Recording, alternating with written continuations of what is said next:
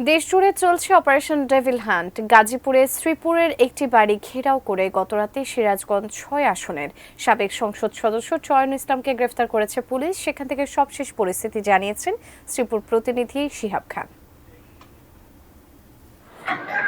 দেশজুড়ে চলছে operation devil হান্টের কার্যক্রম। এর অংশ হিসেবে গতকাল রাত 12টার দিকে গাজীপুর জেলার শ্রীপুর উপজেলার তেলিহাটি ইউনিয়নের টেপিরবাড়ি গ্রামের মাটির মসজিদ এলাকায় একটি 6তলা ভবন ঘেরাও করে পুলিশ। সেখান থেকে সেই ওই 6তলা বাড়িটিতে অভিযান চালিয়ে সিরাজগঞ্জ 6 আসনের সাবেক সংসদ সদস্য চয়ন ইসলামকে গ্রেফতার করা হয়। গ্রেফতার করে রাতেই তাকে শ্রীপুর থানায় নেওয়া হয়। আপনারা জানেন যে গাজীপুরের জেলার 5টি থানা, গাজীপুর মহানগরের 8টি থানা, টোটাল 13টি থানায় রোববার দিবাগত রাতে যে ডেভিল হান্ট কার্যক্রমের অপারেশন চালানো হয়েছে, সেখান থেকে এখন পর্যন্ত আইন শৃঙ্খলা রক্ষাকারী বাহিনী, পুলিশ আমাদের আনুষ্ঠানিকভাবে কোনো তথ্য আমাদের জানায়নি।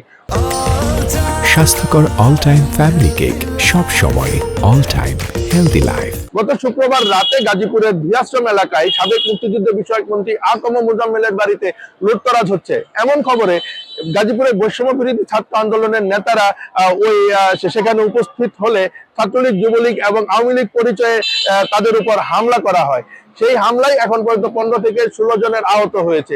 এই ঘটনার পরিপ্রেক্ষিতে গতকাল গাজীপুর মেট্রোপলিটন পুলিশের সদর থানায় 239 জনের নাম উল্লেখ করে এবং 200 থেকে 300 অজ্ঞাত আসামিদের নামে বৈষম্য ছাত্র আন্দোলনের নেতা আব্দুল্লাহ আল মুহিত মামলা দায়ের করেছেন।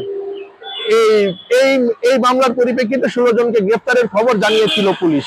আমরা ডেভিল হান্ট সম্পর্কে পরবর্তী যে কোনো তথ্য পাওয়া মাত্রই আমরা দর্শকের সামনে উপস্থাপন করব।